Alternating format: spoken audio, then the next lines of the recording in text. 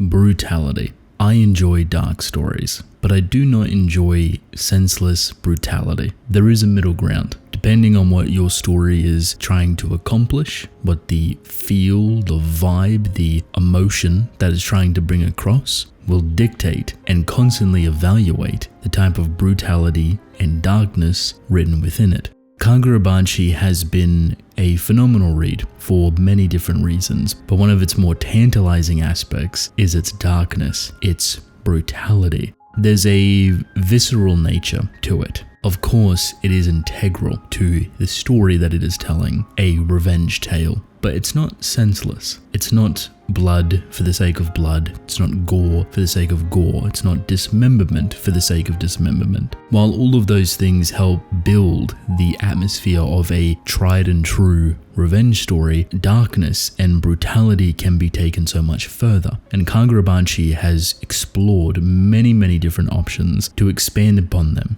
One of my favorites that I think is looked over quite often is the loss of innocence within children. This subject is incredibly sensitive. It is incredibly complex, and you have to pay it the right amount of respect. This is not something that you can just dump gore and horrifying trauma within. This is something that you have to give time, something that you have to nurture. If you want to make it sinister, if you want to make it believable, if you want to make it horrifying, you have to nurture it. That might sound like a weird thing to say, but if you really want to get the most out of them, giving them time to breathe, time to simmer before they reach a proper boil makes it more impactful. A topic like this can be endlessly difficult because you're dealing with underage characters, children, and you're putting them in positions that no child should ever have to witness. And there's a lot of ways that Kagurabachi does it. First, there is the more brutal aspects that you get snippets of. Things like Sojo's flashback or Hirohiko's flashback. Seeing their childhoods and aligning them side by side, you can see the type of disgusting nature they were exposed to as children. And this changes people. This contorts your mind. This becomes something else entirely, a parasitic thing that eats away at people. Of course, the more you're exposed to that thing, the more prevalent it becomes, the more numb you are to it. In Hiko's case, it is directed to his character, and it starts to become very sad very quickly. That the reason Hiko's seen these things is completely and entirely out of his control, thus he has to evolve. He has to navigate this type of landfill and try to survive. You already know a child should never experience this, but now you're getting it in the form of development. You're building the background, the foundation of Hirohiko's character. The reason why he acts the way he does today is because of what happened back then. If we eventually explore more of Hirohiko's character, I can almost guarantee that his childhood, his upbringing, the things that he has gone through to survive would be incredibly sad, even more than the information we have now.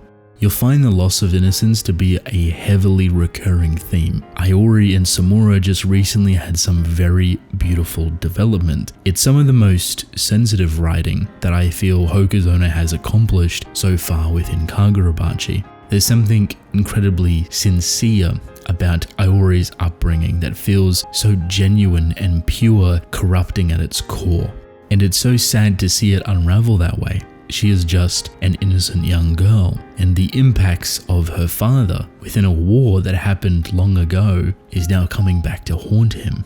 To add on top, her mother, her primary caretaker, the one that raised and loved her, passes away. That is life-changing. Your father comes back into the picture, someone that hasn't really been around. That is life-changing. You start to grow together. You start to understand each other. You start to figure out the strengths and weaknesses within each other. That is life-changing. But then it all gets ripped away. That innocence disappears. Iori's childhood is incredibly heartbreaking. Not only because she doesn't have a choice in anything that happens, but she also fought so hard for it to not happen. the work that she put in, hiding her true feelings, hiding the horrible treatment that she was going through, that her family was going through, that Samura was being neglected to, without him realizing. As soon as he catches on about what is happening, about the reason why all of this is happening now, because of the spreading of rumors and the horrifying ethnic cleansing of that island that claims to be true, it all comes back to Iori. So Samura has to make a very, very difficult decision. He's caught between a rock and a hard place, but he has a vision, and this is one of the most surprising moments that Kagurabachi has produced. He sees a future, a fate for his daughter, that if he sticks around, she would take her own life. Needless to say, I can't reiterate how powerful of a scene that is, how heartbreaking and disturbing it is. It changes Samura's trajectory. It changes Iori's life. It becomes fundamental to the loss of her innocence and the reason why they depart from each other and her memories get erased. Chihiro is another example, but his is a lot more front-loaded. Through all the bloodshed and decapitations and the revenge edginess that he does wear very crisply, underneath is a very fragile boy. Something that is becoming more and more apparent the further this story goes on. One of the most difficult pills to swallow is that a child like Chihiro is unfortunately tasked with a burden to get revenge and to get these swords back. Not only does he have to deal with the death of his father, something that he visually witnesses, but the anger that is placed within him creates a burden, and a burden that, like many, no child should ever have to bear. So already at a very young age, his innocence is completely wiped away from him. His choice is wiped away from him. Since that very moment, he has been put on a path and a fate has been connected to him, one filled with anger and rage and death. While that is the nature of his character, it doesn't stay there. He has grown exponentially. He has healed quite a bit. And while nothing has really touched or tapped into that past traumatizing night, or the choices that he couldn't make, a life that he couldn't live, the normalcy of just being a countryside boy, I do hope one day we get to see that unravel. We get to see how he perceives that, how it interacts with his revenge, with his anger, and how that is filtered through the realization of his father and the role that he played with creating these swords and something like Enten. While all of that might be my personal favorite, I could sit here for hours talking further about it. There is other stuff, and very questionable at that. Recently, we found out about the war, but going into learning about this information, we know that perspectives are wrong. We know that the Carbonabi cannot be trusted. They are government winged and officialed. We know that the Hishaku can't be trusted. We know that the sword bearers can't really be trusted. So when you get information about a war from any of these perspectives, the whole story has told you so far that you cannot trust it. So while there definitely may be truth to the actions and accusations and the idea itself, how it's presented, how it's talked about, how it's emotionally connected to will be entirely different. The picture for the war has become a lot bigger, and what was originally penned as a propaganda war between two nations, one invading and one defending, it has now turned into a massacre, a ethnic cleansing filled with rage and hatred.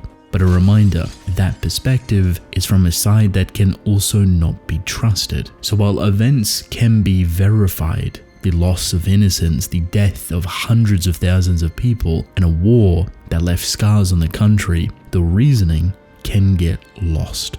So far, all of the hatred, the massacre, the slaughtering of innocent people that surrendered already is the Sword Saint, the Magatsumi wielder, someone that had so much anger during the war, someone that we know should have been a functioning, normal human being, a friend to Chihiro's father. But during the war, and potentially getting a taste of bloodshed, that anger grew.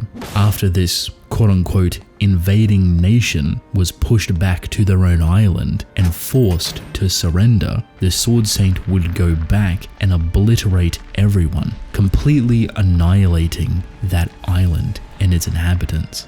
This can easily just be read as warfare and unnecessary brutality, but the more you think about it, the more terrifying and politically driven and undertoned it actually is. This is quite literally a ethnic cleansing. This is innocent men, women, and children that were not part of this war getting massacred by an individual person. When you take it further, you get into the territory of why. We're told it's anger-fueled and it aligns with the presentation of the Sword Saint and the sword that he is wielding, but the Kagurabachi had no control?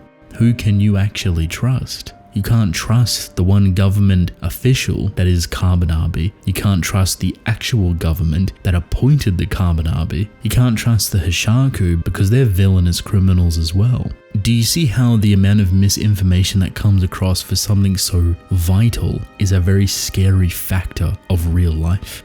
Like truly, the one thing we know about this is that innocent people got killed.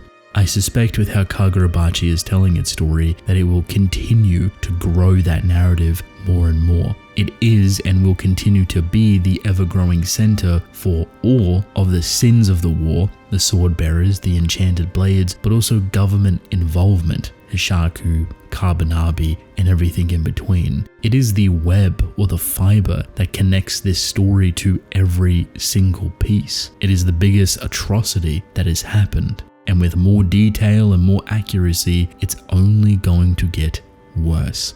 I feel bad, sad, upset that people view Kagurabachi as something that's just edgy and brutal, filled with a bunch of killing, a John Wick ripoff, when the reality is so much different. Just two small things that are so consistent throughout this entire story that I've talked about is some of the most darkest, eeriest, and convoluted takes of human nature. While it may not be as disturbing or front-loaded as other stories, this is Weekly Shonen Jump. And with the level of its presentation, it's handled with very beautiful care. This stuff could easily be squashed, easily be censored, easily be watered down to be trivial. But instead it becomes the driving force, the core of its story, the literal heartbeat. Everything else that is action orientated, people getting limbs cut off, blood and gore and decapitations, that's just salad dressing. That's just the tip of the iceberg. The real meat and the potatoes of this story and what it has to offer and what it continues to offer is so much better to feast upon, is so much darker than it lets on. It's way more than just aura and farming or just being brutal for the sake of being brutal. It will continue to evolve and perhaps more people will start to see it.